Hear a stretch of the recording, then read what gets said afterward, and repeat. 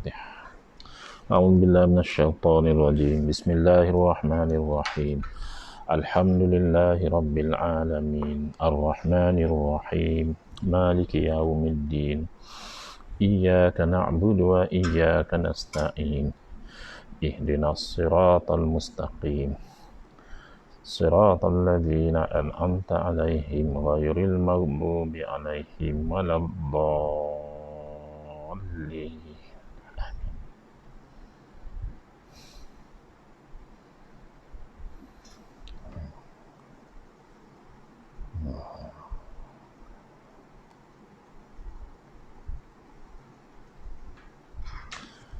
Assalamualaikum warahmatullahi wabarakatuh. Bismillahirrahmanirrahim. Alhamdulillahi rabbil alamin. Wa afdhalus salati wa atammu taslimi ala sayyidina Muhammadin wa ala alihi wa sahbihi ajma'in. Rabbi syrah li sadri wa yassir li amri wahlul 'uqdatam min lisani yafqahu qawli. Subhanaka la ilma lana illa ma 'allamtana innaka antal alimul hakim. Allahumma akhrijna min zulumatil wahmi wa akrimna binuril fahmi waftah alaina bima'rifatil ilmi wa sahhil akhlaqana bil hilm waj'alna mimman yastami'una al-qawla fayattabi'una ahsana. Allahumma ati nufusana taqwaha wa zakkiha anta khairu man zakkaha anta waliyuha wa maulaha. Allahumma arinal haqqa haqqan warzuqna ittiba'ah wa arinal batila batilan warzuqna ijtinabah. Allahumma anfa'na bima 'allamtana wa 'allimna ma yanfa'una wa zidna ilman wa huda, amma ba'd. Alhamdulillah, muslimin muslimat yang mengikuti FB live kita, iaitu telah masuk ke siri yang ke-11 kita itu menghuraikan isi kitab Bid'ah Hasanah yang disusun oleh guru saya Al-Fadil Kiai Muhammad Idrus Ramli hafizahullah wa nafa'ana bihi wa bi'ulumihi fid daraini amin. Iaitu adalah kuliah yang dianjurkan oleh NGO Ahlus Sunnah wal Jamaah Research Group atau dikenali sebagai ARG, ARG Pusat, yang mana dalam siri-siri menghuraikan kitab ini kita telah sampai ke muka surat 29 muka surat 29, yang mana insya-Allah kita akan mula menerangkan tentang bid'ah hasanah, perkara baharu yang baik yang berlaku setelah daripada kewafatan Rasulullah sallallahu alaihi wasallam. Lepas Nabi SAW telah wafat, telah meninggal dunia, kita dapati para sahabat juga melakukan perkara baharu yang baik. Mungkin ada sebahagian mengatakan, oh, kalau sahabat yang melakukan, maka itu bukan lagi bid'ah. Kalau sahabat yang melakukan, maka itu telah jadi sunnah. InsyaAllah itu nanti kita akan terangkan. Cuma sebagaimana yang saya sebutkan semalam, insyaAllah sebelum kita pergi kepada menyambung penghuraian isi kitab ini, maka di sana ada beberapa perkara yang kita perlu perjelaskan. Ini yang saya namakan, walaupun siri ke-11 di dalam kita menghuraikan kitab Bid'ah Hasanah, sebuah pendekatan baru, tapi ini juga dalam masa yang sama merupakan siri yang kedua dan juga insya-Allah yang terakhir, yang insya-Allah yang terakhir, yang kita itu cuba memperjelaskan kekeliruan yang dilontarkan oleh saudara seagama kita, rakyat Suria, wallahu alam kalau sudah menjadi rakyat Malaysia juga, iaitu Al-Fadil Ustaz Muhib Khawli, hadahullah wa iyana lil haqqi was sawab. Moga-moga Allah memberi hidayah kepada beliau dan juga kepada kita kepada kebenaran dan juga perkara yang betul.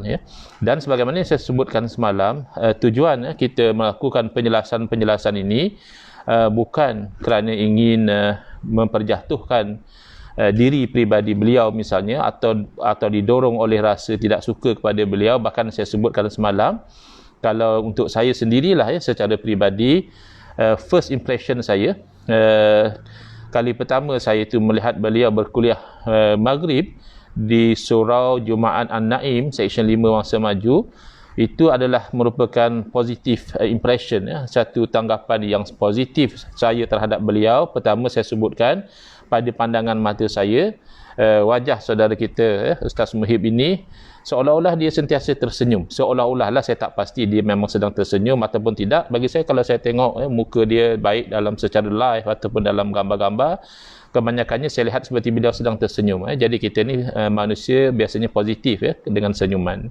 Yang kedua, ketika saya hadir masuk ke kuliah maghrib beliau tu, saya mendengar beliau melantunkan bacaan Al-Quran itu dengan suara yang nyaring dan merdu. Ini mungkin biasa untuk orang Arab. Biasanya bacaan mereka itu nyaring dan juga merdu. Dan yang ketiga, beliau menyampaikan kuliah beliau itu, saya terperasan ada slang Terengganu, mungkin Terengganu campur Kelantan sikit-sikit ya.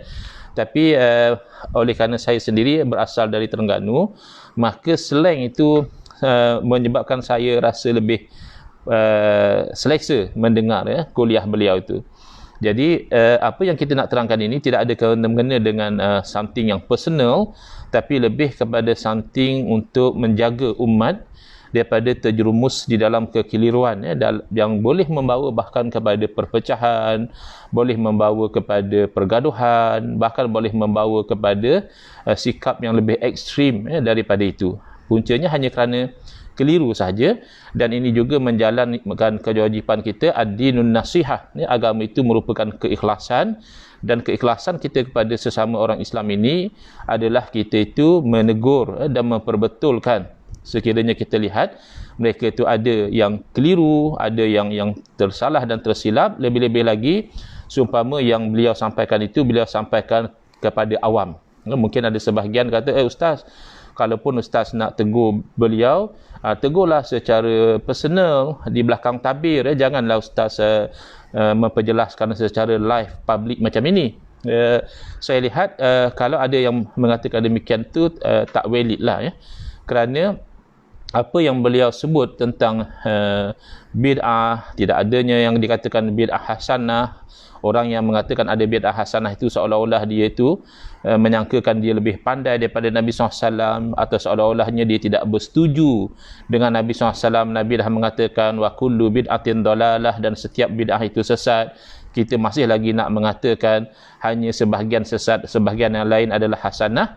Maka beliau sampaikan itu saya lihat secara awam melalui live juga, dan ramai yang mengikuti. Dan dari komen-komen yang saya sempat baca sebab live ni kan boleh ditinggalkan komen macam sekarang ni, saya nampaklah seminta selalu ada orang yang komen dan sebagainya. Cuma saya sendiri style saya, insya-Allah ketika live itu saya cuba untuk tidak melayan sebarang komen ataupun sebarang soalan. Bukan maknanya tak layan terus, tapi hanya selepas live nanti baru saya akan tengok semula komen-komen yang ada.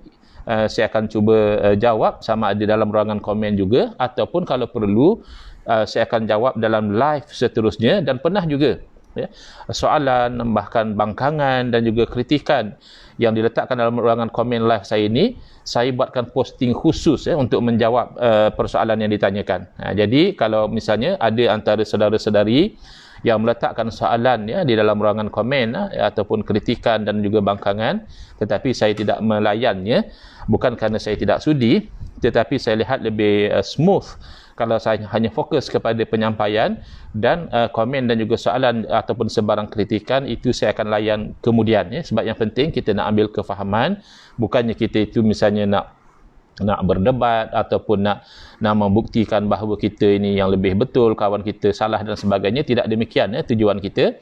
Tujuan kita itu insya-Allah tidak lain daripada menjalankan apa yang menjadi tanggungjawab agama kepada orang yang diberikan oleh Allah Ta'ala sedikit ilmu kepada dia, supaya dengan itu membantu umat memahami agama, maka mereka itu mendapat kebaikan sesuai dengan hadis Nabi sallallahu alaihi wasallam, man yuridillahu bihi khairan yufaqihu fid din.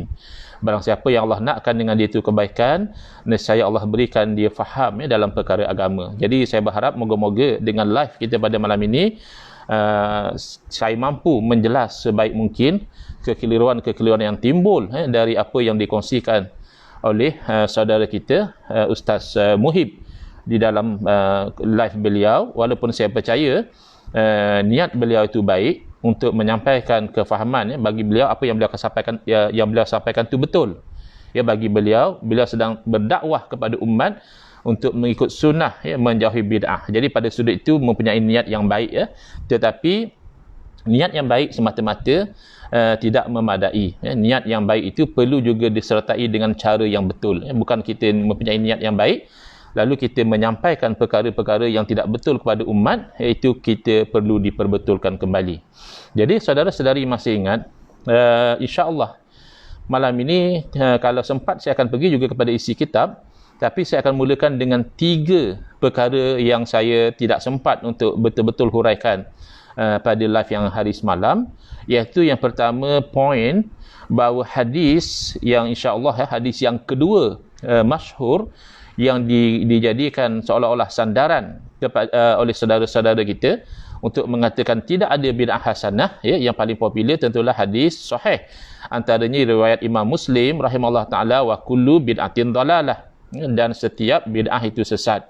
Jadi saya telah terangkan semalam, saya rasa dengan agak terperinci, bahawa sebenarnya mentafsirkan kullu bid'atin dalalah itu dengan bermakna semua, itu tafsiran yang bercanggah dengan kaedah yang dipakai oleh para ulama, dan juga bercanggah dengan cara ulama menyuluh hadis kullu bid'atin dalalah itu dengan suluhan ayat Quran dan juga hadis yang lain. Kerana para ulama kita tidak memahami kullu dalam hadis itu dengan makna semua, tetapi para ulama kita dengan dalil-dalil yang mereka jadikan sebagai sandaran dan kefahaman mereka terhadap kaedah bahasa Arab, memahami kullu dalam hadis kullu bid'atin itu dengan bermakna sebahagian. Dan saya juga telah huraikan bahawa sebenarnya sepakat umat Islam, mereka memang tidak memahami kullu bid'atin itu dengan makna semua. Sepakat. Cuma mereka berbeza pada kayu ukur. Sebahagian umat Islam mengikuti para ulama kita daripada zaman salaf, seumpama Imam Syafi'i rahimahullah taala, dan juga khalaf, mengikuti, kita boleh kata hampir sepakat ulama kita itu mengatakan beza antara bid'ah yang sesat dan tidak sesat adalah muwafaqatus sunnati au mukhalafatuha, iaitu sama ada perkara baharu itu selari dengan sunnah, yakni selari dengan ajaran Nabi SAW, ataupun perkara baharu itu bercanggah dengan sunnah, bercanggah dengan ajaran Nabi SAW. Kalau selari, maka itulah yang diistilahkan bid'ah hasanah, bid'ah baharu hasanah kerana selari dengan ajaran Nabi. Kemudian yang mana bercanggah itulah dinamakan bid'ah sayyi'ah. Bid'ah itu baharu, sayyi'ah itu buruk. Kenapa buruk? Kerana bercanggah dengan ajaran Nabi SAW. Baik. Jadi saya tidak pasti, kalau semalam live saya itu saya difahamkan Ustaz Muhib sendiri pun sedang live juga. Tak ada masalah lah, sebab masing-masing pun ada jadual masing-masing. Cuma saya berharap ada orang boleh cadangkan kepada Ustaz Muhib, boleh sampaikan kepada Ustaz Muhib. Moga-moga beliau sudi mengikuti sekurang-kurangnya 2 siri yang saya khususkan untuk menjawab kekeliruan-kekeliruan yang bangkit dalam live beliau, iaitu yang semalam 31 Mac dan juga yang malam ini 1 April. Tidak mau ikut secara live pun tak ada masalah, tapi tolong kalau boleh beliau luangkan masa untuk mengikuti juga pada masa yang beliau itu ada kelapangan. Baik. Jadi 3 poin terlebih dahulu. Yang pertama adalah hadis yang kedua masyhur yang digunakan oleh kawan-kawan kita, juga hadis yang sahih. Ini juga hadis yang sahih, ada diriwayatkan oleh Imam Bukhari rahimahullah taala dan juga oleh Imam Muslim. Mana rawahu syaikhani, diriwayat oleh 2 orang syekh guru besar dalam ilmu hadis. Man ahdatha fi amrina hadza ma laysa minhu fahuwa raddun. Barang siapa yang mengada-adakan dalam urusan kami ini, yakni urusan agama kami ini, yang bukan daripada agama, maka perkara itu tertolak. Jadi ini hadis yang disangkakan oleh kawan-kawan kita, dan mungkin seumpama Ustaz Muhib menyangkakan ini hadis menjadi dalil bahawa tidak ada bid'ah hasanah, bil aksi, bahkan sebaliknya. Hadis inilah yang dijadikan sandaran salah satunya oleh para ulama untuk menunjukkan bahawa ada di sana bid'ah hasanah. Saya akan huraikan sebentar lagi insya-Allah. Poin yang kedua adalah di hujung-hujung live Ustaz Muhib, beliau mengaku bahawa beliau adalah ahli bid'ah. Ya, tuan-tuan boleh rujuk live beliau yang bertarikh 30 hari bulan Mac. Beliau mengaku saya pun ahli bid'ah juga. Kenapa? Kerana beliau suka kepada maulid. Beliau juga suka kepada sambutan Isra' Mi'raj. Saya difahamkan beliau pernah terlibat dengan sambutan maulid, berceramah dan sambutan maulid dan sebagainya.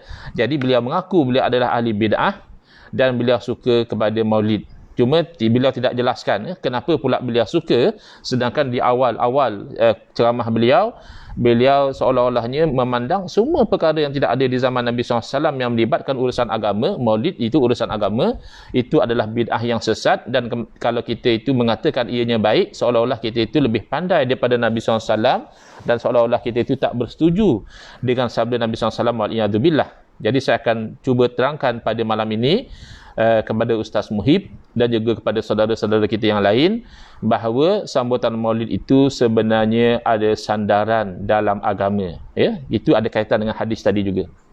Dan yang ketiga insya-Allah, iaitu saya akan membaca petikan-petikan daripada kata-kata para ulama. Kerana apa? Kerana saya dapati popular, bahkan salah satu komen yang masuk dalam live Ustaz Muhib 30 hari bulan Mac itu adalah satu orang yang bertanya, selepas daripada kewafatan Nabi, siapa yang nak tentukan benda baru tu baik? Okeylah, kalau kita bawa contoh zaman Nabi pernah berlaku benda yang Nabi tak suruh, benda yang Nabi tak buat, bila sahabat buat, Nabi approve, Nabi puji, Nabi kata bagus, Nabi kata ada pahala dan sebagainya. Okeylah, sebab Nabi SAW masih hidup. Jadi selalu orang tanya, yang kita pelik kata dia, kalau sekarang berlaku benda baru, kita buat benda bid'ah, misalnya baru-baru ni hari Jumaat lepas ada perkara baru, iaitu anjuran pada pukul 12 tengah hari Jumaat masing-masing membaca Al-Quran surah Ar-Rahman. Kalau kita cari dalil khusus pada tengah hari kita baca surah Ar-Rahman hari Jumaat itu, jelas kita tak jumpa dalil yang khusus, maka itu adalah bid'ah dalam ibadah. Jadi kalau begitu, kita nak tengok bahawa apakah jawapan kepada question mark itu. Mereka tertanya-tanya, okeylah zaman Nabi fine, ada orang buat benda yang tak pernah berlaku pun, Nabi kan ada. Jadi Nabi SAW boleh kata, okey tak apa, benda ni bagus. Tapi kalau berlaku perkara baru di zaman kita, itu siapa yang nak kata benda itu bagus? Nabi dah wafat. Ini poin yang ketiga, yang mana saya insya-Allah akan huraikan, dan selepas itu saya akan membaca beberapa petikan pandangan ulama, lebih-lebih lagi ulama yang disebut nama mereka oleh Ustaz Muhib. Saya masih ingat beliau mengatakan, kita kalau nak faham Quran hadis ni, kita kena ikut kefahaman ulama. Antara nama yang beliau sebut, nama Imam Syafi'i, nama Imam Nawawi, nama Imam Al-Baihaqi, nama Imam Al-Qadhi Iyad, rahmatullah alaihim ajma'in. Moga-moga Allah merahmati kesemua mereka. Jadi beliau mencadangkan demikian. Kita kalau nak faham Quran hadis, biar kita ikut kefahaman ulama. Jadi di situ ada persamaan antara kita dengan Ustaz Muhib, bahawa kita juga setuju untuk memahami Quran dan hadis itu kita kena mengikuti kefahaman para ulama. Cuma saya lihat dan agak hairan, seolah-olah dalam keadaan beliau itu mencadangkan kita memahami Quran dan hadis mengikut kefahaman para ulama, beliau sepertinya terlepas pandang pandangan ulama tentang hadis yang beliau jadikan sebagai hujjah itu. Hadis kullu bid'atin dhalalah yang beliau jadikan sebagai hujjah menolak adanya bid'ah hasanah itu, beliau seolah-olah tak perasan pandangan Imam Nawawi, beliau seolah-olah tak pernah jumpa pandangan Imam Syafi'i dan sebagainya. Itu yang saya merasa pelik, dan oleh itu saya mengambil inisiatif untuk menerangkan kepada beliau secara khusus. Harapnya beliau sudi mendengar, paling tidak pun kepada orang lain yang berminat untuk mengetahui kedudukan tentang bid'ah hasanah ini. Baik, yang pertama tentang hadis Nabi sallallahu alaihi wasallam, an Aisyah ummul mukminin radhiyallahu taala anha, anin Nabi sallallahu alaihi wasallam annahu qala man ahdasa fi amrina hadza ma laysa minhu fahuwa raddun. Barang siapa yang mengadakan satu perkara baharu di dalam urusan kami, dalam setengah riwayat disebut fi dinina, di dalam agama kami, ini ma laisa minhu, apa yang bukan daripada agama, fahuwa raddun, maka perkara baharu itu tertolak, yakni tidak diterima. Baik, hadis yang sahih. Sekarang ini kata kawan-kawan kita, itukah buktinya tidak ada bid'ah hasanah. Kerana bila orang tu buat perkara baharu dalam urusan agama, maka perkara baharu itu tertolak. Ini masalah dia. Ya, alhamdulillah Ustaz Muhib, saya dengar ceramah dia faham bahawa kalau nak tafsir Quran bukan main baca hadis terus tafsir macam itu. Maaf, kalau nak tafsir Quran dan hadis, bukan main baca Quran tafsir saja macam itu, ataupun baca hadis tafsir saja macam itu. Kata Ustaz Muhib, orang yang nak tafsir Quran dan hadis ni kenalah orang yang ada ilmu, kena ada dia tu tahu tentang nasikh mansukh, dia tahu tentang am dan juga khas, dia tahu tentang mutlak dan muqayyad, dia tahu tentang mantuk dan mafhum dan seumpama dengannya. Orang yang mahir macam ini, dia baru boleh menafsirkan Quran dan hadis, dan oleh itu kita itu ikut kepada kefahaman ulama, kerana ulama lah yang mempunyai kemahiran sebagaimana yang disebutkan. Jadi mereka tidak mentafsirkan hadis ini sebagaimana ditafsirkan oleh para ulama.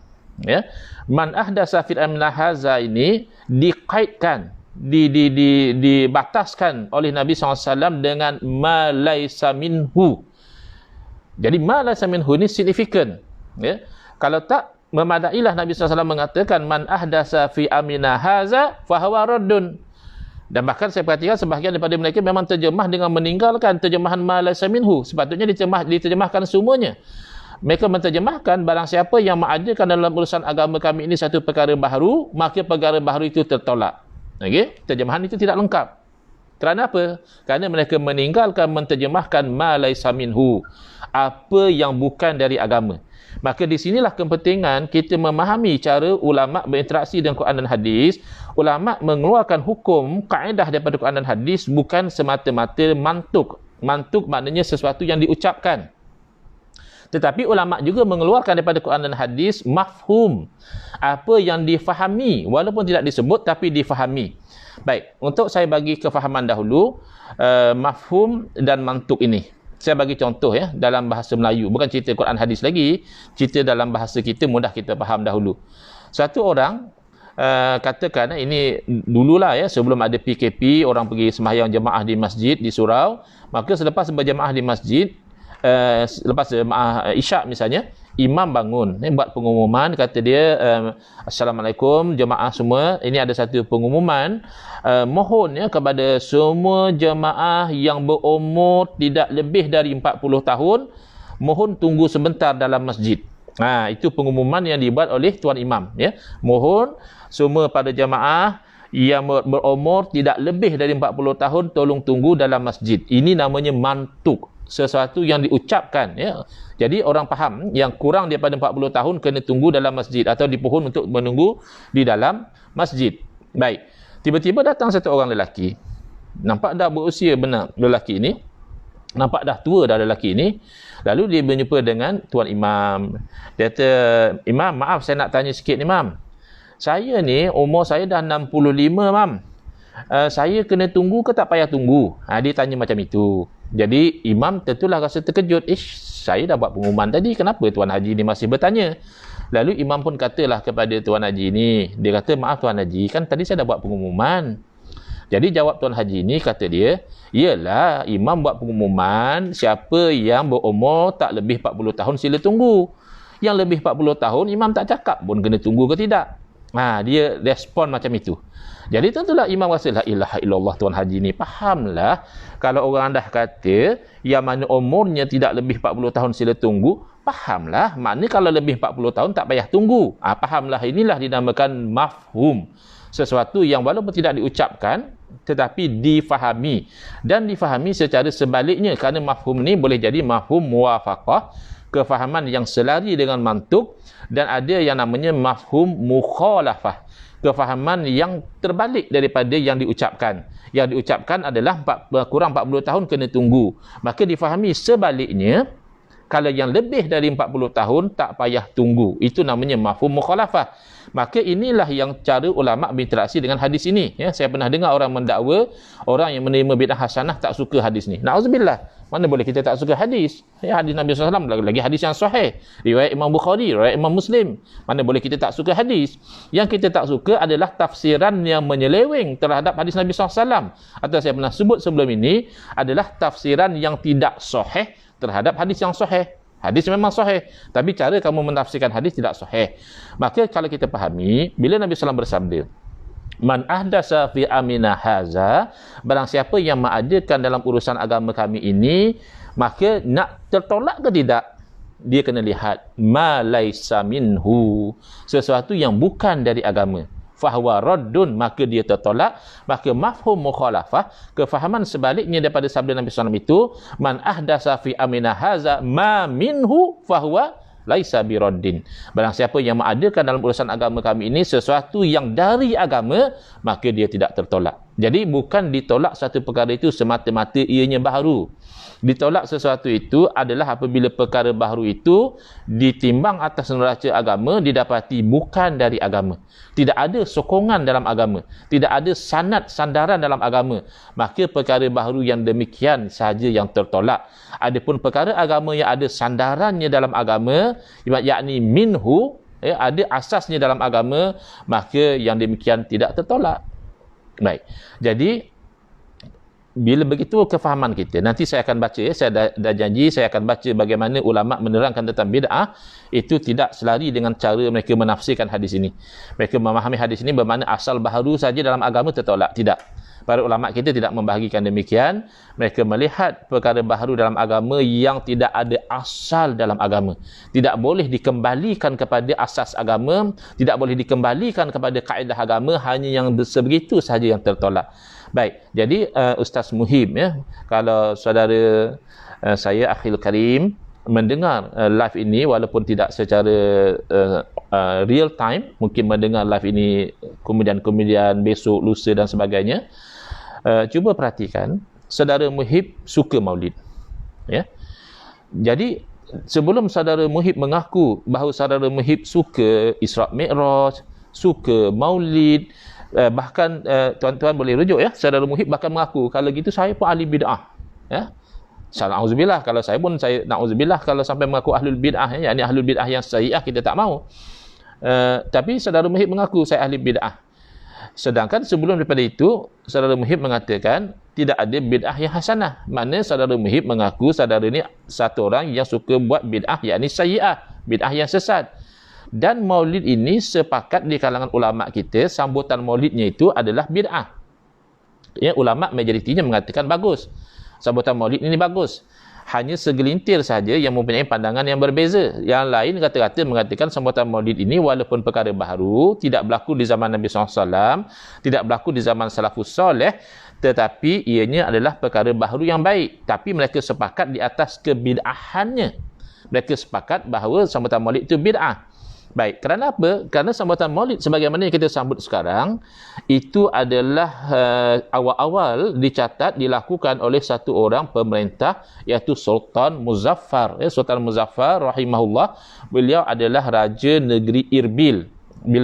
Bila datang bulan Rabiul Awal, bila datang hari Maulid, beliau membuat jamuan makan, mengumpulkan para ulama dan sebagainya. Dan ketika itu tidak ada satu orang ulama pun yang membangkang perbuatan beliau. Bahkan para ulama memuji beliau sebagai sultan yang soleh, sebagai pemerintah yang baik. Baik, jadi sekarang ini, ya, Ustaz Muhib, apabila berlaku Maulid ini, tak boleh kita kata, oh Maulid tak apa sebab saya suka Maulid. Itu bukan dalil syarak. Ya, kita suka atau tak suka satu benda itu bukan dalil syarak. Tak boleh satu benda yang haram jadi halal semata-mata kerana kita suka. Dia kan ada kaedah yang muntabit, ya, mundabit. Jadi satu kaedah yang konsisten. Jadi kaedah yang dipakai oleh para ulama berdasarkan hadis ini, bila berlaku perkara baharu, man ahdasa fi amina haza, barang siapa yang mengadakan satu perkara baharu dalam urusan agama kami. Jadi Maulid ni perkara baharu dalam urusan agama. Maka ulama akan melihat, kaedah ma laisa minhu, apa yang bukan dari agama, maka ulama akan menimbang maulid ini dari agama atau bukan dari agama. Kerana kalau dari agama, maka mafhum mukhalafahnya, kefahaman sebaliknya adalah fahuwa laisa biraddin, maka perkara baharu yang ada kembalinya kepada agama itu bukan yang perkara yang tertolak. Hanya yang fahuwa raddun adalah perkara yang tertolak. Baik. Yang tertolak itu hanyalah perkara baharu yang tidak ada asalnya di dalam agama. Jadi sekarang ini maulid Nabi ada asal atau tidak ada dalam agama? Itu persoalannya. Kenapa para ulama kita dalam keadaan mereka mengaku bahawa maulid itu perkara bid'ah? Dan Ustaz Muhib ada sebut, takkanlah Imam Nawawi boleh kata ada bid'ah yang tidak sesat. Takkanlah Imam Nawawi kata ada bid'ah yang hasanah. No, Imam Nawawi termasuk ulama yang mengakui adanya bid'ah hasanah. Ya, nanti kalau sempat saya ceritakan bagaimana Imam Nawawi mengaku satu amalan lepas solat bid'ah, tetapi Imam Nawawi mengatakan itu bid'ah yang harus boleh dilakukan ataupun bid'ah yang sunat, dapat pahala dilakukan berdasarkan kepada keadaan. Imam Nawawi tidak jumud. Beliau orang alim, orang yang mahir dalam pelbagai cabang ilmu, bukannya beliau orang yang baru nak berjinak-jinak dengan agama. Beliau orang alim yang diakui keilmuan beliau oleh seluruh dunia Islam. Maka beliau tidak jumud mengatakan asalkan benda itu baharu maka ia sesat, haram, tidak. Baik. Maulid yang diakui sebagai bid'ah hasanah oleh majoriti para ulama. Kenapa? Kerana para ulama melihat ia adalah minhu. Maulid ini adalah daripada agama. Yang pertama bernaung di bawah keumuman ayat Al-Quran, qul bifadlillahi wa birahmatihi fabidzalika falyafrahu. Katakanlah, ini perintah Allah kepada Nabi Muhammad SAW, bifadlillah, dengan kurniaan Allah, kul bifadlillahi wa birahmatihi, dan dengan rahmat Allah, fabidzalika falyafrahu, maka dengan demikian itu hendaklah mereka itu bergembira. Lam di situ lamul amri, lam suruh, lam perintah. Makna kita ini diperintahkan supaya bergembira. Bergembira dengan apa? Dengan kurniaan Allah, fadlillah, dan juga kita diperintahkan oleh Allah supaya bergembira dengan rahmatillah, dengan rahmat Allah. Jadi kalau kita rujuk kepada kitab-kitab tafsir yang dikatakan kurniaan dan juga rahmat Allah ini adalah al-iman wal Quran, iman dan juga Al-Quran. Dan ada yang mengatakan Islam dan Quran, tak ada jauh beza lah, Islam itu pasti akan diasaskan dengan iman, dan iman itu akan dituruti dengan Islam. Dan Al-Quran itu mengandungi intipati iman dan juga Islam. Jadi tafsir-tafsir ini tidak lagi satu sama lain, dan ada juga yang secara jelas mentafsirkan yang dikatakan rahmat Allah itu adalah Nabi SAW. Qul bifadlillahi wa birahmatihi fabidzalika falyafrahu. Katakanlah dengan kurniaan Allah dan dengan rahmat Allah, yakni dengan Nabi SAW. Bahkan kalau dikatakan Islam dan Al-Quran sekalipun, kedua-duanya Islam dan Al-Quran ini sampai kepada kita melalui Nabi SAW.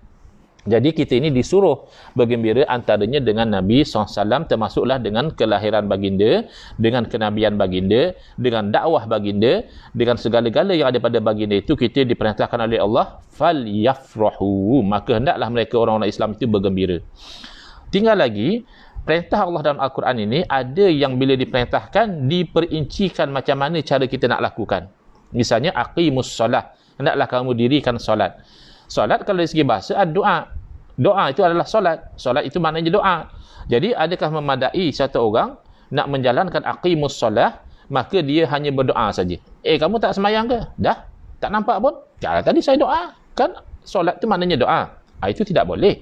Kerana apabila kita diperintahkan sebagai solat, maka ketika itu ada datang dalil-dalil yang memperincikan yang dikatakan solat itu bagaimana, sehingga para ulama kita merumuskan solat itu af'al wa aqwal, muftatahatun bitahrim wa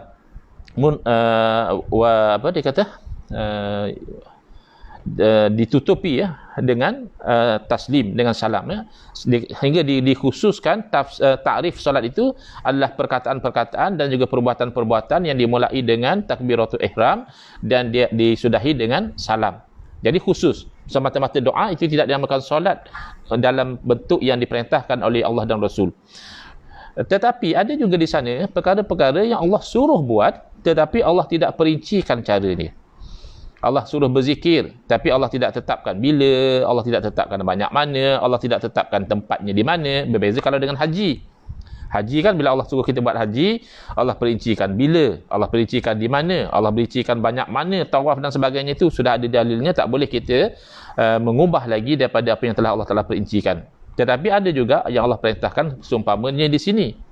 Fal yafrahu, hendaklah mereka itu bergembira. Maknanya bergembira dengan Nabi SAW ini adalah menurut kepada dalil Al-Quran. Tinggal lagi macam mana cara nak bergembira.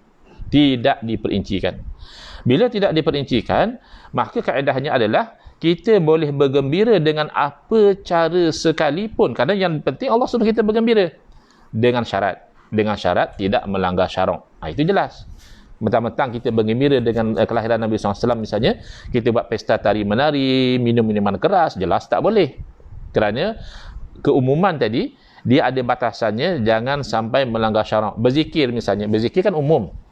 Nak berzikir bila, nak berzikir di mana, nak berzikir banyak mana, nak berzikir duduk, berdiri, baring, ya. Itu semua termasuk dalam berzikir. Tetapi kalau berzikir misalnya bercampur lelaki perempuan yang bukan mahram, tak tutup aurat, dalam gelap pula tu, ya. Itu jelas walaupun namanya zikir, tapi itu zikir yang melanggar syarak. Ya, ada orang tanya pada saya tentang zikir menggunakan alat-alat muzik. Atas qaul jumhur ulama, ulama kita mengatakan alat-alat muzik ini haram, maka jelas mencampurkan zikir dengan perbuatan yang haram itu bid'ah yang sayyi'ah, bid'ah yang tidak baik. Baik, jadi sekarang ini bila kita diperintahkan supaya bergembira, maka oleh kerana cara bergembira itu tidak diperincikan oleh Allah dan Rasul, maka dia kekal di atas keumumannya. Bolehlah kita bergembira dengan cara bagaimanapun, asalkan cara itu tidak sampai melanggar syarak. Baik, apa cara umat Islam bergembira selama ini dengan Maulid Nabi? Yang biasa adalah, pertama akan dijemput para ulama, ustaz-ustaz, penceramah-penceramah untuk menyampaikan ilmu, tausiah, tazkirah sempena dengan Maulid Nabi. Baik, jadi maka perlu ditimbangkan, ceramah Maulid ini minhu am laisa minhu. Ceramah Maulid ini asas daripada agama atau bukan dari agama? Kita dapat ceramah Maulid biasanya apa? Ya. Ustaz Muhib sendiri pun saya difahamkan biasa berceramah Maulid. Biasa ceramah Maulid Ustaz Muhib cerita apa? Cerita lucah? Cerita ajak buat maksiat? Jelas tidak. Pasti ustaz mana pun bila berceramah Maulid, cerita tentang diri peribadi Nabi SAW, cerita tentang pentingnya kita ikut ajaran Nabi SAW, cerita tentang riwayat hidup Nabi SAW, perjuangan Nabi SAW, pergi ke Taif, dia baling batu berdarah sampai mengalir ke kaki. Nabi SAW masih mendoakan, moga-moga Allah memberi hidayah. Allahumma hdi qaumi fa innahum la ya'lamun, bagilah hidayah pada kaumku sesungguhnya mereka tidak mengetahui. Biasanya inilah ceramah Maulid. Akhirnya orang menjadi insaf, orang menjadi sedar, orang menjadi kasih kepada Nabi SAW. Maka ini termasuk minhu. Fadzakir fa inna dzikra tanfa'ul mu'minin. Bagilah peringatan, sesungguhnya peringatan itu memberi manfaat kepada orang mukmin. Dan juga kalau kita lihat misalnya Al-Quran juga, Allah Ta'ala berfirman, wa zakkirhum bi ayyamillah. Bagilah peringatan kepada mereka dengan hari-hari Allah. Ya, ayyamillah ini kalau kita rujuk dalam kitab tafsir, sebahagian daripada mufassirun, bahkan mufassirun yang hebat seperti Sayyidina Allah bin Abbas radhiyallahu anhuma, Mujahid, Qutadah dan lain-lain rahmatullah alaihim, mereka mengatakan ayyamillah di situ bermakna ni'amillah. Kita itu disuruh memberi peringatan kepada manusia tentang nikmat-nikmat Allah. Apakah nikmat yang lebih besar daripada kedatangan junjungan kita Nabi SAW? Tidakkah kelahiran Nabi SAW itu menjadi sebab kita itu mendapat rahmat? Wa ma arsalnaka illa rahmatan lil alamin, dan pengutusan Nabi SAW sebagai Rasul itu menjadi rahmat kepada sekian alam. Maka kita itu bersyukur dengan Maulid Nabi SAW itu masih terpayung dengan dalil umum kita disuruh bergembira, dan cara kita bergembira dengan tausiah dan tazkirah itu jelas minhu, daripada agama. Yang kedua selalu berlaku. Bahkan di zaman Sultan Muzaffar Malik Irbil, disembelih binatang-binatang, dibuat jamuan-jamuan, itu adalah menjamu makan. Menjamu makan ini minhu am laisa minhu? Ustaz Muhib, menjamu makan ini dari agama atau bukan dari agama? Kan jelas dari agama. Kan itu anjuran Nabi kita SAW sendiri.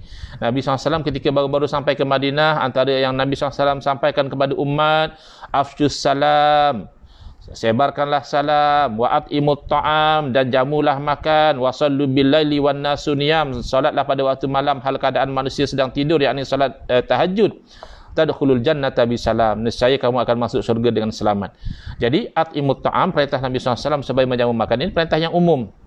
Bermakna apa? Secara umumnya kita disuruh menjamu makan. Of course lah, kalau menjamu makan makanan yang haram misalnya, itu dah cerita lain. Secara umum kita menjamu orang dengan makanan yang halal, itu minhu, daripada agama. Kita jamu makan sempena kita naik pangkat, tak ada masalah.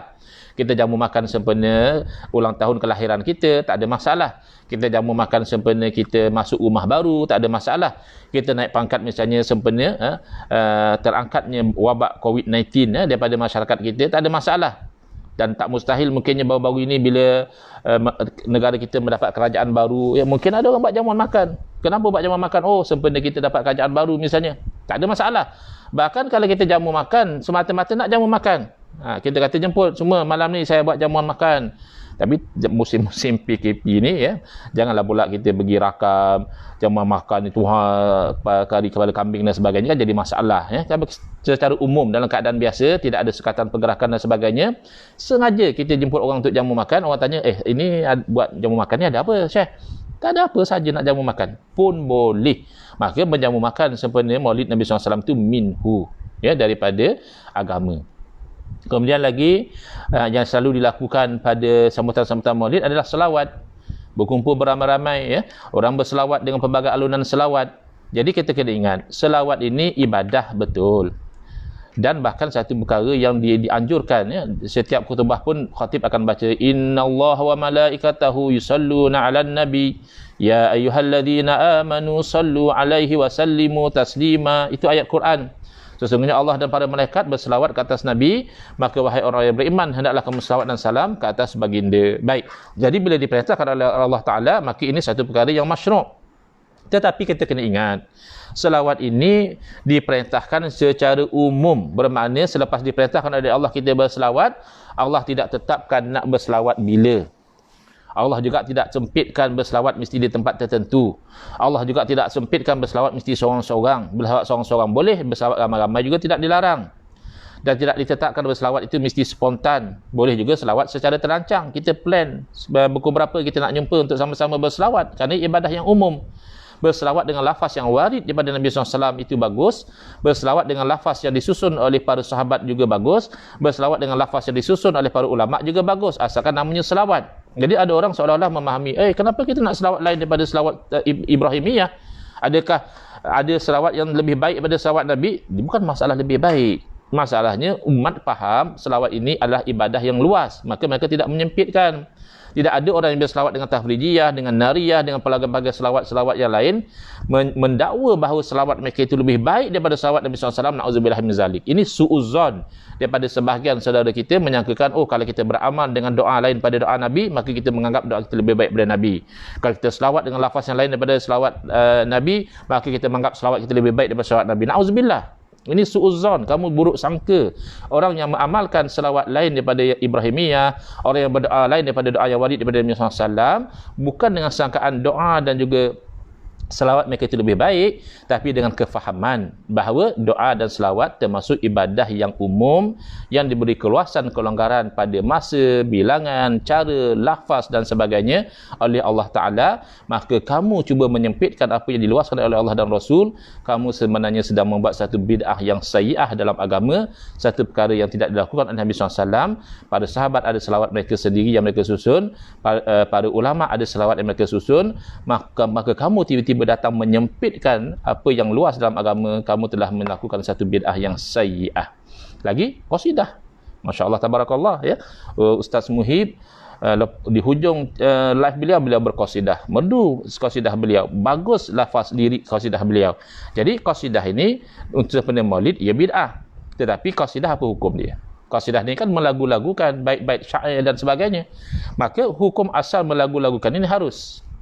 Bahkan ada orang yang melagu-lagukan di hadapan Nabi SAW dengan lirik-lirik yang bagus. Nabi tidak membangkang, bahkan Nabi menunjukkan keredaan. Nabi campakkan lidah, tanda Nabi redha dengan apa tu, qasidah ataupun syair yang dialunkan. Jadi qasidah hukum asalnya harus, tapi boleh berubahlah. Kalau ada kasidah yang berunsur lucah misalnya, ada kasidah yang berunsur syirik misalnya, maka itu jelas tak boleh. Tapi kalau kasidah itu memuji Allah, memuji Rasul, memuji Al-Quran dan sebagainya, maka itu termasuk dalam perkara yang hasanah, kerana dia terpayung dengan minhu. Ya, mengalunkan syair-syair yang bagus ini ada sandaran ni. Kalau nanti kita akan pendetailkan dalam kitab Bidah Hasanah ni, kejadian-kejadian, amalan-amalan ulama-ulama kita yang sebenarnya adalah sunnah tapi disalah faham oleh sebahagian sebagai bid'ah. Ya, hati-hati. Kemudian apa lagi? Itulah yang selalu dilakukan. Habis perarakan macam mana pula Ustaz? Perarakan sebenarnya Maulidul Rasul. Sekarang mungkin sudah tidak seaktif dahulu, ya. Lagilah kalau musim-musim PKP ni tak payahlah, ya. Kita patuh kepada arahan pada pemerintah, jangan kita itu mendedahkan diri kita kepada khalayak, nanti berlaku jangkitan dan sebagainya. Tapi dalam keadaan dahulu ataupun dalam keadaan biasa, berarak sebenarnya Maulid, bid'ah, jelas bid'ah. Tidak berlaku di zaman Nabi SAW, tidak berlaku di zaman salafus soleh. Tapi soalannya bukan itu, minhu am laysa minhu, ia dari agama atau tidak dari agama. Baik, apa hukum asal berarak? Apa makna berarak dahulu? Berarak ini adalah kita berjalan beramai-ramai, ya. Kalau berjalan seorang-seorang tu jarang orang panggil berarak, ya. Mungkinlah secara loosely, apa hal haji itu berarak seorang-seorang, ya. Tapi biasanya berarak ni kita berjalan beramai-ramai. Jadi hukum berjalan beramai-ramai asalnya harus, tidak ada dalil melarang. Cuma boleh berubahlah hukum dia. Kalau kita berjalan beramai-ramai sehingga melanggar kedai, warung orang dan sebagainya, menyakiti orang, itu jadi haram. Kita berjalan beramai-ramai dengan tidak menutup aurat, itu menjadi haram. Kita berjalan beramai-ramai dengan membuat bising yang mengganggu orang ramai, itu boleh menjadi haram. Tapi kalau kita berjalan beramai-ramai menzahirkan kegembiraan, sebagaimana orang berarak hari sempena hari merdeka, itu kan bid'ah, ya. Tetapi adakah minhu, menzahirkan kegembiraan dan kita itu merdeka daripada penjajah, daripada orang-orang kafir misalnya, ya, itu ada asas dalam agama atau tidak? Jadi menzahirkan kegembiraan dengan kelahiran Nabi SAW ini sebenarnya dari agama. Lebih-lebih lagi Nabi SAW sendiri menunjukkan bahawa boleh bersyukur dengan hari kelahiran baginda. Bila ditanya oleh para sahabat, kenapa baginda itu kerap berpuasa pada hari Isnin, Nabi SAW menjawab, zaka yaumun wulidtu fihi, hari Isnin itulah hari saya dilahirkan. Mana sikap bersyukur dengan hari kelahiran itu telah ditunjukkan oleh Nabi SAW sendiri, iaitu baginda mengingati hari kelahiran baginda dengan cara baginda berpuasa pada hari baginda dilahirkan, iaitu hari Isnin. Baik, tapi mungkin orang tanya, Nabi SAW sambut maulid dengan cara berpuasa pada hari Isnin. Kita sambut maulid bid'ah, kita buat ceramah, buat jamuan makan, qasidah, selawat, perarakan, kan tak sama? Ya, tak sama, itu namanya bid'ah. Kalau sama, kita tidak namakan bid'ah. Tapi soalnya minhu am laysa minhu, dari agama atau bukan dari agama. Jadi sekarang ini kenapa kita boleh menyambut maulid Nabi SAW dengan perkara-perkara demikian? Tadi saya dah terangkan asas-asasnya kenapa, dalil-dalilnya kenapa. Yang kedua, kerana ijma' ulama berpuasa pada hari Isnin itu adalah sunat, tidak wajib. Katalah ulama ijma' sebaliknya, katalah ulama ijma' bahawa puasa hari Isnin itu wajib, maka kita tak ada pilihan. Hari Isnin memang kita kena puasa sebab hukumnya wajib. Tapi tidak, ulama sepakat mengatakan puasa hari Isnin itu hukumnya adalah sunat. Maknanya kita buat bagus, dapat pahala ikut sunnah Nabi, tapi tak buat pun tidaklah sampai kita itu berdosa, ya. Dan tidaklah menghalang kita itu bergembira dengan hari Nabi itu dengan cara-cara yang dibenarkan oleh syarak, seperti mengadakan majlis ilmu, daurah, tausiah, tazkirah, jamuan makan, qasidah, selawat dan seumpama dengannya. Itu masih lagi minhu, daripada agama. Jadi kita sebenarnya sedang beramal dengan hadis man ahdasa fi amrina haza ma laysa minhu fahuwa raddun, itu dengan apa yang disebut oleh para ulama sebagai mafhum mukhalafah, difahami secara sebaliknya, yang bukan daripada agama tertolak, yang dari agama itu diterima. Baik, malam ini juga mungkin akan terlajak sedikit daripada jam 10, dan saya pun tadi mula agak lambat, ya, bukan sharp pukul 9, mungkin dalam pukul 9.10 juga saya mula tadi. Jadi harap yang mengikuti live ini tidak keberatan, ya, untuk kita tambahkan sedikit masa lagi, dan kalau yang ada urusan pun tak apa, nanti boleh ikuti kemudian, ya. Baik, sekarang ni kita nak jawab persoalan. Masa Nabi SAW masih hidup, okeylah, bila berlaku perkara baru, Nabi akan beritahu perkara baru ini selari atau bercanggah dengan syarak.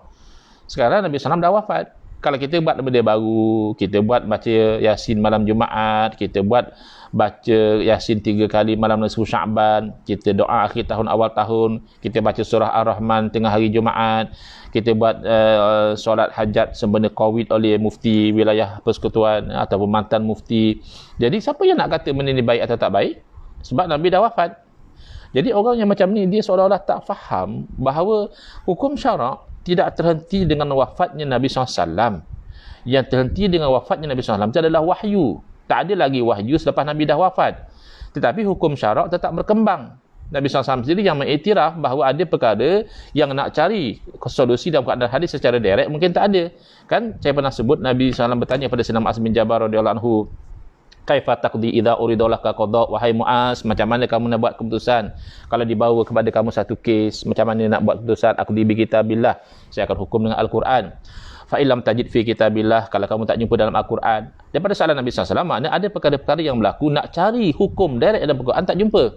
Fa bi sunnati Rasulillah, jawab Sayyidina Muaz bin Jabal radhiyallahu anhu, maka kalau demikian saya akan berhukum dengan sunnah Nabi SAW. Lalu Nabi SAW bertanya lagi, fa illam tajid fi kitabillah wala fi sunnati Rasulillah, kalau kamu tak jumpa dalam Quran dan dalam sunnah Nabi pun kamu tak jumpa. Kan daripada soalan Nabi SAW kata mana Nabi bertanya perkara yang sia-sia, mustahil. Bila Nabi SAW bertanya pada Sayyidina Mu'az bin Jabal radhiyallahu anhu, kalau kamu tak jumpa solusi direct dalam Quran dan hadis, maknanya akan berlaku perkara-perkara yang kalau kita nak cari hukum secara direct dalam Quran dan hadis kita tak jumpa. Lalu dijawab oleh Sayyidina Mu'az bin Jabal radhiyallahu anhu, ajtahidu ra'yi wala alu, saya akan beristihad berdasarkan pandangan saya, pandangan seorang alim mujtahid, dan saya tidak akan cuai. Lalu Nabi SAW redha dengan jawapan tersebut. Nabi SAW bersabda, alhamdulillahilladzi waffaqa rasulillah lima yurdi Rasulullah. Segala puji bagi Allah yang memberi taufik kepada utusan Rasul melakukan apa yang Rasul redha. Makna Rasul redha bahawa bila tidak jumpa solusi direct dalam Quran dan hadis, maka orang-orang yang boleh beristihad, para ulama akan beristihad menilai perkara baharu itu adakah sesuai dengan ajaran Quran dan Sunnah ataupun sebaliknya. Itulah cara dia.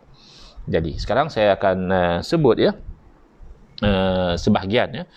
Kan ini qadar muttafaq alaih baina wa bin al-Karim Muhib ya. Ini adalah sekadar yang kita sepakat antara kita dan juga Ustaz Muhib, adalah kita nak faham dalil-dalil Quran hadis ini ikut kefahaman para ulama.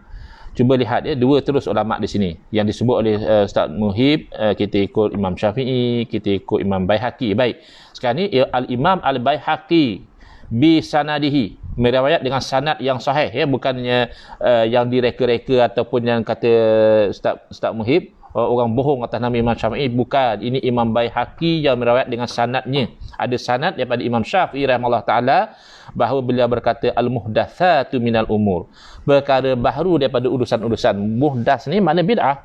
Darban, dua jenis. Imam Syafi'i tidak kata satu jenis iaitu sesat semua, tidak. Dan Imam Syafi'i bukan sedang melawan Nabi SAW. Imam Syafi'i sedang menerangkan maksud Nabi SAW itu daripada keseluruhan hadis. Hadis ini campur lagi dengan ayat Al-Quran. Maka Imam Syafi'i merumuskan perkara baharu, perkara bid'ah dua jenis. Ahaduhuma ma uhdisa yukhalifu kitaban au sunnatan au atharan au ijma'an. Jenis yang pertama, satu perkara yang diadakan bercanggah dengan Quran ataupun bercanggah dengan sunnah atau bercanggah dengan asar daripada para sahabat atau bercanggah dengan ijma' ulama. Fahadhi bid'atud dalalah. Ini bid'ah yang sesat. Jadi kena lihat, yang dikatakan ada bid'ah hasanah itu sudah boleh dikatakan ijma' ulama. Sehingga datang yang kemudian seperti Al-Imam Syatibi rahimahullah ta'ala yang mempunyai pandangan yang syad, yang agak berbeza dengan ulama' yang lain, itu tidak sampai membatalkan ijma'. Wasaniyatu ma'uhditha minal khairi la khilafa fihi liwahidin min hadha. Apa yang diadakan perkara baharu, tapi perkara baharu yang baiklah. Bukan perkara baharu yang buruk. Nak buat solat Jumaat hari Sabtu, nak suruh orang perempuan jadi khatib, jadi imam Jumaat, itu perkara baharu yang buruk. Tapi ini perkara baharu yang baik. La khilafa fihi liwahidin min haza. Tidak bercanggah pun perkara baharu itu dengan salah satu daripada yang disebut tadi. Tak bercanggah dengan Quran, tak bercanggah dengan hadis, tak bercanggah dengan asar, tak bercanggah dengan ijma'. fahadhihi muhdatsatun ghairu madhmumah. Maka ini adalah perkara baru yang tidak dikeji. Ya. Imam Al-Bahaqi rahimahullah taala meriwayatkan kata-kata Imam Syafi'i ini dengan approval. Beliau tidak membangkang, beliau tidak mengkritik pandangan Al-Imam Asy-Syafi'i ini dalam Al-Madkhal lil Imam Al-Bahaqi, bermakna sudah dua ulama yang Ustaz Muhib suruh kita ikut kefahaman mereka, mengiktiraf ada di sana bid'ah yang ghairu mazmumah, bid'ah yang tidak terkeji. Baik, seterusnya dikeluarkan oleh Abu Nuaim Al-Asbihani dalam Hulyatul Awliya an Harmalah ibn Yahya qala sami'tu Muhammad bin Idris Asy-Syafi'i. Harmalah bin Yahya rahimahullah mengatakan beliau mendengar daripada Imam Syafi'i rahimahullah taala berkata al bid'atu bid'atani. Ustaz Muhib dengar, bid'ah itu dua jenis bid'ah. Bid'atun mahmudah, satu bid'ah yang terpuji. Yang terpuji ni sesat ke Ustaz Muhib? Imam Syafi'i bila kata bid'ah itu terpuji, maksudnya bid'ah yang sesat ke? Mustahil. Terpuji maknanya bid'ah itu baik. Wa bid'atun mazmumah, yang kedua barulah bid'ah yang terkeji. Ya, terkeji maknanya bid'ah yang sesat. Habis mana satu yang baik, mana satu yang tak baik, mana satu terpuji, mana satu terkeji. Jelas Imam Syafi'i sebut. Saya lihat ada satu pensyarah daripada Kuala Terengganu, dia yang berbohong atas nama Imam Syafi'i.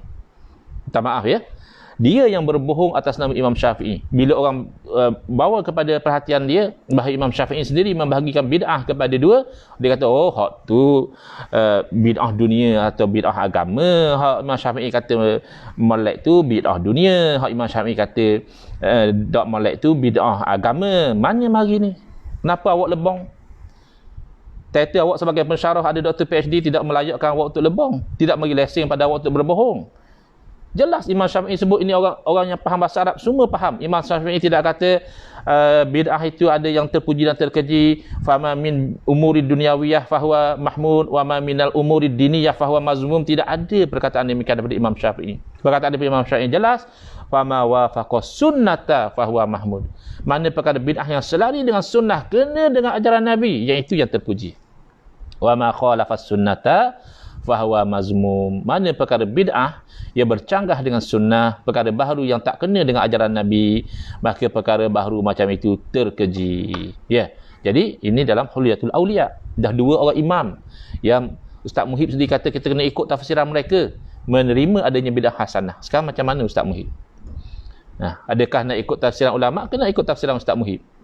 Kalau saya, alhamdulillah, saya lebih selesa ikut pandangan para ulama yang muttafaq ala ilmihim, ala kita kata apa, sawabihim, di atas keilmuan dan juga kebenaran mereka itu, daripada mengikuti ustaz-ustaz yang zaman sekarang yang menyalahi pendirian para ulama.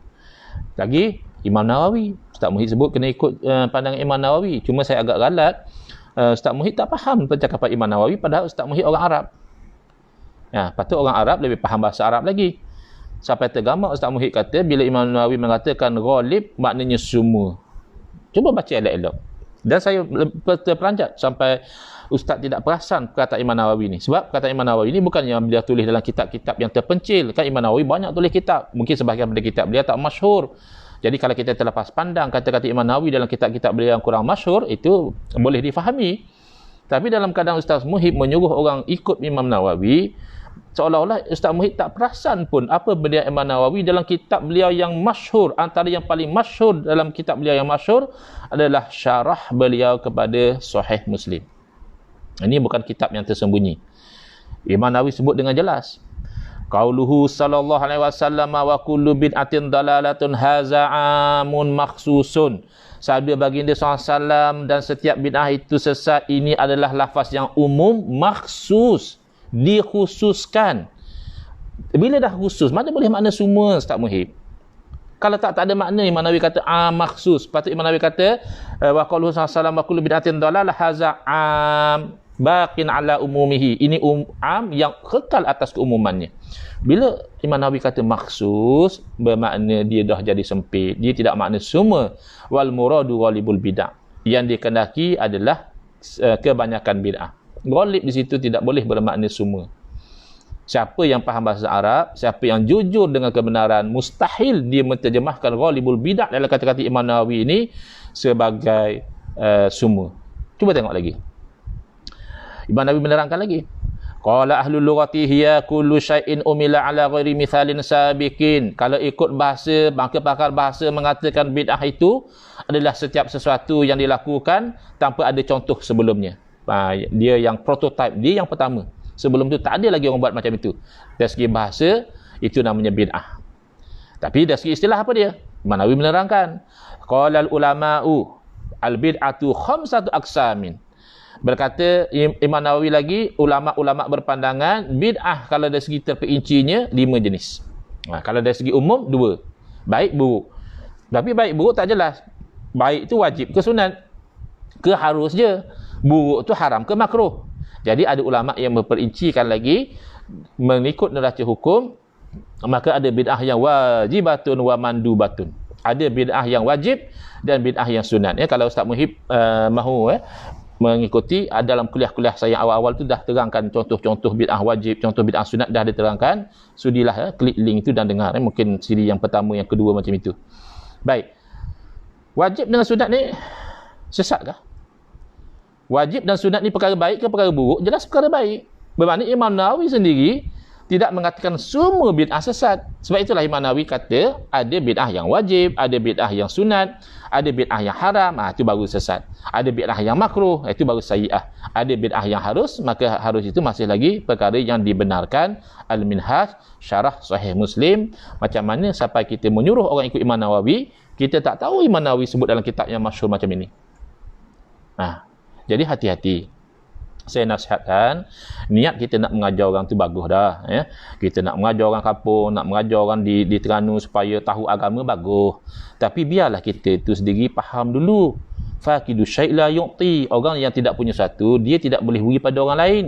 Kalau kita pun tidak punya kefahaman yang baik dalam agama, walaupun kita pandai cakap Arab, walaupun kita baca Quran sedap, walaupun kita pandai qasidah, kita tidak sepatutnya menyampaikan. Kerana penyampaian kita dalam keadaan kita jahil dengan kefahaman agama, itu akan menyesatkan orang. Jadi, jangan kita rasa kita hebat, jangan kita rasa kita besar diri. Tak salah pun orang Arab mengaji dengan orang Ajam. Saya tahu tok guru saya orang Arab juga ada masa saya belajar di Jordan. Saya respect sungguh ilmu dan juga kealiman, kewarakan mereka. Tetapi tak mana orang Arab pandai belaka. Jadi ada orang-orang Arab yang orang Melayu lebih pandai pada dia. Jadi tak salah Ustaz Muhib sebelum Ustaz nak mengajar pada orang ramai, itu niat yang baik. Cuba Ustaz pergi nadah dulu. Di Terengganu kan ada ulama-ulama. Paling tidak pun kalau Ustaz kata saya pun tak tahu nak cari ulama mana, cuba pergi nadah dengan mufti. Kan ada mufti Terengganu, Dr. Zulkifli Muda. Bukan Dr. Zulkifli tua, Dr. Zulkifli muda. Dr. Zulkifli nampak macam tua sikit tu, sahabat saya juga dulu. Mantan mufti belajar, sekarang sudah jadi menteri agama. Tu mungkin susah nak mari tanya dia duduk jauh. Mari hak dekat dengan Terengganu saja, pergi ketuk pintu atau beraksah lah. Zaman lain ini, zaman tak boleh keluar rumah, minta buat appointment melalui WhatsApp. Saya nak live dengan mufti, nak buat Zoom, nak nadah sikit bab bid'ah ni. Saya faham bid'ah sesat belaka. Sebab ada hadis Nabi khabar gitu. Sebenarnya macam mana Tuan Mufti? Tak salah kan? Kita dah faham molek, baru kita ngajar kepada orang. Ni kita pun suruh orang ikut Imam Nawawi, kita pun tak tahu Imam Nawawi cakap dia pasal bid'ah. Beratlah macam itu. Dan cuba lihat Imam Nawawi juga. Nak kata Imam Nawawi kata ghalibul bid'ah, makna semua bid'ah tu memang tidak betul. Apa kata Imam Nawawi dalam kitab Tahzibul Asma' wal Lughat? Kata Imam Nawawi rahimahullah ta'ala, al-bid'atu bi kasril ba' fi syar'i hiya, bid'ah dengan membaris bawahkan huruf ba tu makna bid'ah lah. Jangan baca bad'ah pula, jangan baca bid'ah, baca bid'ah. Dalam syarak adalah apa? Dalam bahasa jelas dah. Kita buat benda hak tak ada dulu tu bid'ah lah. Dalam syarak apa dia? Ihdatsu ma lam yakun fi ahdi Rasulillah sallallahu alaihi wasallam, iaitu buat benda yang tidak berlaku di zaman Nabi sallallahu alaihi wasallam. Jadi Imam Nawawi kata itu takrif bid'ah. Benda tak ada zaman Nabi namanya bid'ah. Biasa sesat belakalah. Tidak. Imam Nawawi kata apa? Wahya munqasimatun ila hasanatin wa qabihatin. Ustaz Muhib, anta orang Arab, anta patut lebih faham lagi. Cuma tak tahulah anta baca ke tidak. Patut kena bacalah sebelum kita ngajar ke orang. Wahya munqasimatun, dan bid'ah ini terbahagi kepada hasanatin wa qabihah. Siapa kata? Imam Nawawi kata. Ke Imam Nawawi lebong juga. Ke Imam Nawawi nak lawan Nabi. Ke Imam Nawawi nak khabar ke Nabi, saya rasa Rasulullah khabar tak betul. Tidak. Ulama-ulama ini semua menerangkan hadis Nabi SAW itu dengan mengambil makna keseluruhan, kefahaman daripada Quran, kefahaman daripada hadis ini, kefahaman daripada hadis itu. Lalu kesimpulan daripada hadis-hadis inilah ulama mengatakan bid'ah dari segi agama terbagi kepada baik dan buruk. Lalu Imam Nawawi memetik kata-kata ulama sebelum daripada beliau. Qala Syekhul Imam al-mujma'u ala imamatihi wa jalalatihi wa tamakkunihi fi anwa'il ulum wa bara'atihi. Berkatalah Syekh lagi imam yang disepakati keimamannya, kehebatannya, kealimannya dalam pelbagai cabang ilmu, kecerdikannya, Abu Muhammad Abdul Aziz ibn Abdul Salam rahimahullah wa radhiya anhu, iaitu Al-Imam Izzuddin bin Abdul Salam yang dikenali sebagai Sultanul Ulama, sultan pada para ulama. Dia mengatakan apa? Dalam kitab beliau Al-Qawaid, beliau menjelaskan al-bid'atu munqasimatun ila wajibatin wa muharramatin wa mandubatin wa makruhatin wa mubahatin. Jadi bid'ah itu terbahagi kepada wajib. Ada bid'ah yang kalau kita tak buat berdosa. InsyaAllah ya, cek balik link-link saya sebelum ni, kita dah bagi contoh dah bid'ah yang kalau tak buat berdosa. Kemudian ada yang sunat dapat pahala, ada yang harus nak buat boleh, tak mau buat pun tak apa, ada yang makruh tak buat lagi baik, ada yang haram kalau buat itu berdosa, bahkan ada bid'ah yang membawa kepada kufur seperti bid'ah-bid'ah dalam akidah, sebahagiannya bawa kepada kufur, maka itu jelas bid'ah yang dilarang di dalam agama. Jadi macam mana nak tahu? Wa tariqu fi dzalika an tu'rada al-bid'atu ala qawaid syariati. Walaupun Nabi sallallahu dah wafat, ulama kita tidak hilang punca, ulama kita alim. Cara nak kenal pasti benda baru ni adalah dipamerkan bid'ah itu, ditimbangkan di atas kaedah-kaedah syarak. Fa in dakhalat fi qawaidil ijab, kalau termasuk dalam kaedah wajib, fahiya wajibah, jadilah dia wajib, dan seterusnya. Jadi saya pun tak mau lajak lebih sangat. Ada orang suruh cakap Terengganu. Saudara Azmi Abdullah cakap dalam Terengganu, Ustaz, sedap pula dengar. Baik, saya sebenarnya kalau boleh cakap Terengganu lagi sedap, lawa, dok sakit tekuk ya. Cakap KL saya pandai, tapi maklumlah cakap bukan bahasa asal kita. Jadi saya ingat kalau saya cakap Terengganu hujung-hujung ni pun tak ada masalah. Sebab saya perasan sejak daripada Ustaz Azhar Idrus terkenal ceramah sana sini, ramai orang Sabah, orang Sarawak, orang sana sini boleh faham cakap Terengganu. Dan pun saya pun live ni pun antara lain nak bercakap dengan Ustaz Muhib juga. Jadi Ustaz Muhib cakap selain Terengganu ya. Padahal dia bukan asal Terengganu, dia asal orang Suria. Jadi takkan saya asal beranak Terengganu, mak orang Terengganu, ayah orang Terengganu, gong cakap KL pula. Boleh. Hak ujung ni saya nak cakap Terengganu.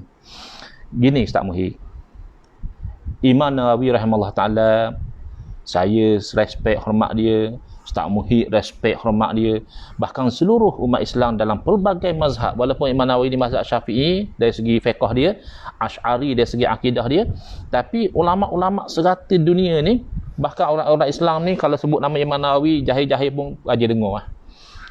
Kalau nama ulama lain tu macam Qadhi Iyad misalnya Al-Maliki rahimahullah ta'ala, mungkin ada orang tak biasa dengar. Sebab ulama mazhab Maliki dia tidak terkenal macam Imam Nawawi. Tapi kalau sebut nama Imam Nawawi, insya-Allah lah orang-orang jahil pun macam aja dengar nama ulama ni. Hebat Imam Nawawi ni. Jadi Imam Nawawi sendiri bila dia nak buat hukum, dia dok gopoh. Contoh kadang-kadang kawan-kawan kita dia baca sekerat, iaitu orang rajin tanya Imam Nawawi tentang hukum bersalam lepas mayang. Hukum orang salam lepas mayang subuh dengan mayang sah. Kenapa orang tanya gitu? Sebab zaman Imam Nawawi masyarakat dia biasa bersalam lepas dua waktu ni. Waktu lain dia tak salam mana? Lepas mayang subuh pakat salam belaka, lepas mayang sah pakat salam belaka. Kemungkinan besar sebab dua waktu ni tak ada solat ba'diyah ya. Jadi bila tak ada solat ba'diyah, pada duduk saja baik salam dengan kawan-kawan. Jadi orang tanya Imam Nawawi apa hukum ni salam lepas mayang. Kalau zaman kita tak payah tanya apa hukum lepas salam lepas mayang subuh, apa hukum salam lepas mayang sah, tak payah tanya gitu lah. Sebab amalan zaman kita ni salam semua. Lain lah zaman ni, zaman Covid ni kita tak berani nak salam. Orang buat isyarat gini buah tangan dada tu bid'ah tu. Nabi dah ajar jumpa sayang-sayang buah tangan dada gitu. Tapi nak buat mana? Dah dalam keadaan takut jangkitan ni, mungkin ulama kita kata bid'ah hasanah tu. Tak nampak mufti-mufti kita tak marah pun. Mufti kita pandai, dia bukan rigid. Dah rajin zaman Nabi orang buat tangan gitu. Ni bid'ah sayyah, tak mesti gitu. Apa buat tangan gitu? Sebab nak khabar kata saya hormat kau, cuma saya tak salam bimbang takut jadi jangkitan ke warna-warna. Okey, beres ha. Baik, sekarang ni cuba tengok. Orang tanya pada Imam Nawawi rahimahullah taala, Tok Guru, Tuan Imam, apa hukum salam lepas solat asar, lepas solat subuh? Imam Nawawi kata bersalang-salang lepas solat ni ia adalah benda bid'ah. Tak dibuat oleh salafus soleh. Mana golongan salaf tak buat. Kan Imam Nawawi ulama khalaf, ulama hak mari ke diam. Mana ulama zaman sahabat, zaman tabi'in, zaman tabi'in tak dinakalkan daripada mereka, mereka lepas mayang tu bersalang. Mana Imam Nawawi kata bid'ah salang lepas mayang. Jadi ada kawan-kawan kita dengar gitu neting lalu. Oh, dia kata tengok tengok.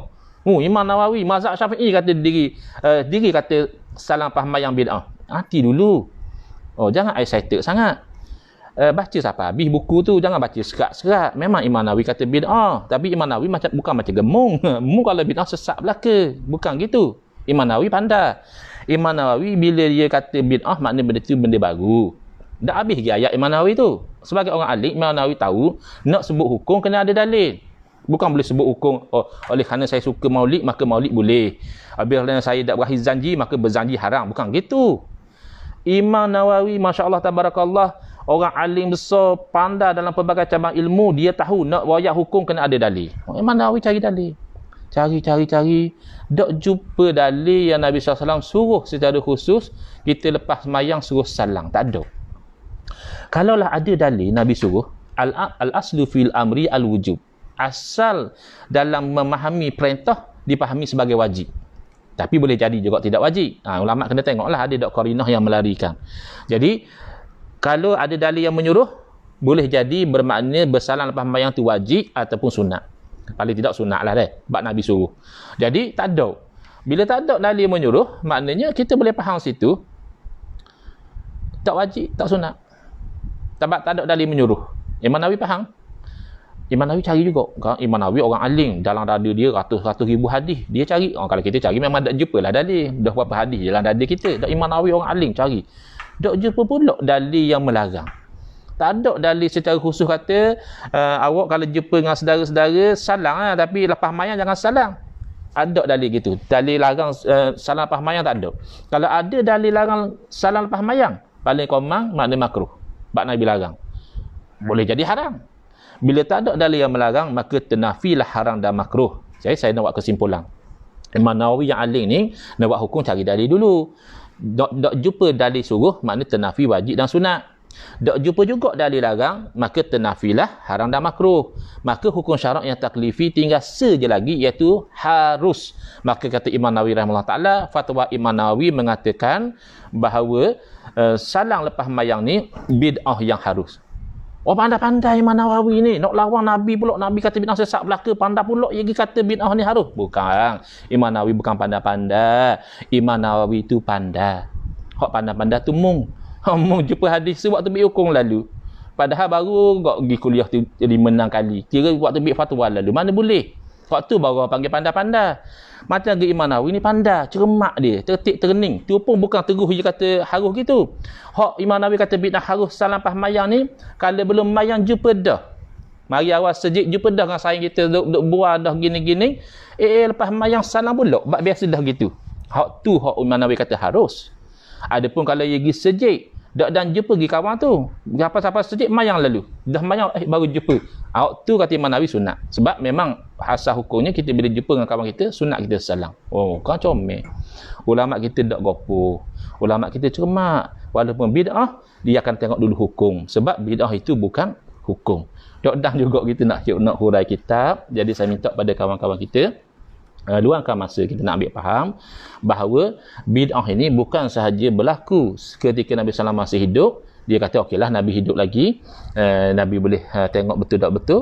Bahkan lepas Nabi wafat pun masih berlaku bid'ah di kalangan para sahabat dan juga di kalangan para ulama.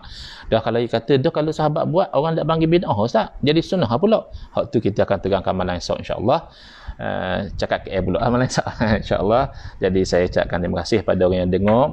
Jadi secara khusus setakat itulah ya saya jawab kekeliruan yang timbul daripada live Ustaz Muhib baru ni, dan saya minta maaf Ustaz Muhib, bukan tujuan saya nak baloh atau nak plekeh Ustaz Muhib. Kita berasa besar hati Ustaz Muhib mari negara kita, kahwin dengan orang kampung kita, dapat jadi keluarga kita, rajin pula nak ngajar orang kita. Cuma kita minta selah ya, belum kita ngajar, kita pergi ngaji dulu, ambil faham molek dulu, supaya pihak kita ngajar tu tak bagi orang kefahaman yang salah, tidak jadi punca pecah belah dan sebagainya. Hadza wabillahi taufiqu wal hidayah.